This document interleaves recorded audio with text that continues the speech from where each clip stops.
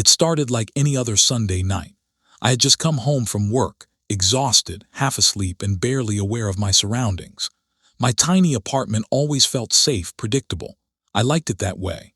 Before heading to bed, I glanced at my phone and saw a notification from my security camera app, motion detected in the living room. I frowned. I lived alone. At first, I assumed it was just my cat, Milo, but then I remembered I'd taken him to my sister's house 2 days ago. Curiosity nudged me awake. I opened the app, waiting for the feed to load. The screen flickered once, twice, and then came into focus. My living room looked dimly lit, quiet. Everything seemed normal. But then I noticed something. In the corner near the hallway, the motion alert box had outlined a faint, human-shaped figure, completely still, barely visible in the dark. I blinked, leaned closer, and thought my eyes were playing tricks on me. Just to be sure, I replayed the clip again. The figure didn't move. It just stood there, watching. That was the first time I felt truly unsafe inside my own home. I told myself it was a glitch, maybe a shadow, a reflection, something easy to explain. But the longer I stared, the more my body disagreed. My heart was thudding, my palms slick with sweat. I paused the video and zoomed in inch by inch. The outline wasn't just a blur. It had shoulders, a head tilted slightly forward, and faintly at the edge of the light I could see what looked like a hand hanging loosely by its side. I switched off my phone and stood there, frozen in the dark. Every sound in the apartment suddenly felt amplified: the hum of the refrigerator, the ticking clock, the whisper of air through the vents. I turned on all the lights, one by one, and searched every room. Closet, bathroom, under the bed, nothing. Empty. Still, something felt off. When I returned to the living room, my security camera light, that tiny red dot that meant it was recording, was blinking faster than usual.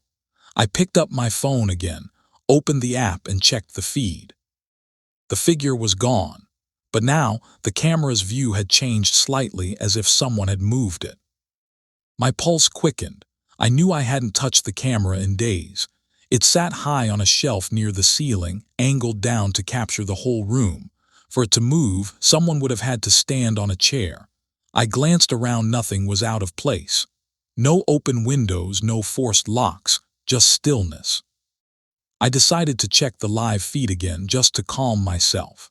The image loaded, shaky for a moment, before settling into that familiar view of my empty living room. I exhaled slowly, trying to laugh at my paranoia. That's when the feed glitched. A frame stuttered, colors bled, and for half a second I saw something impossible. A face. It wasn't mine. It wasn't even human. Pale, stretched too long, with hollow black eyes that seemed to look straight through the screen at me. The frame froze there before the camera cut to static. My hands trembled as I reached for the power cord. I yanked it from the wall, heart hammering in my chest. But the app on my phone stayed open, still showing that distorted, frozen image. And even though the camera was unplugged, the red light on it was still blinking. I stared at that red light, my breath catching in my throat. It wasn't possible. The power cord dangled in my hand, but the lens was still pointed directly at me, glowing like an unblinking eye. I stepped back, forcing myself to breathe. "It's a malfunction," I whispered. "Just a glitch." But the words felt hollow. Suddenly, the light stopped blinking. The camera tilted, slowly turning until it faced the hallway. I froze. The sound of plastic creaking filled the air as the lens adjusted on its own. Then, from somewhere down the hall, I heard a faint creak, like a footstep on old wood. My phone vibrated again. New motion detected. I hesitated before opening it. The live feed showed my hallway dark, empty. For a few seconds, nothing happened. Then a figure walked across the frame, shoulders hunched, head bowed low, moving unnaturally slow. I ran to the hallway, flipping the light switch, but there was no one. The air was cold, almost wet, and smelled faintly of earth. My stomach twisted. I turned back toward the living room, and for the briefest second, I saw it again, standing behind the camera, facing me. I stumbled backward, crashing into the wall. The lights flickered once, twice, then went out completely. My phone's screen glowed faintly in the dark, the live feed still open. The figure was closer now, so close that its face filled the frame. Pale skin, hollow black eyes, and a mouth stretched too wide to be human.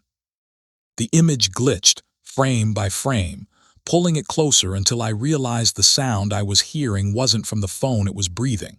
Behind me. I turned slowly. The room was empty, just the hum of the city outside. When I looked back at the feed, the figure had vanished. The camera light blinked once, then died. I didn't sleep that night. The next morning, I packed my things and left the apartment. But every night since, at 3:17 a.m., I still get a motion alert from that same camera. If you ever see one on your feed, don't look. Just don't. If you made it this far, subscribe, comment your theory, and share if you've ever felt watched when you were alone. Next story, the phone call that never ended.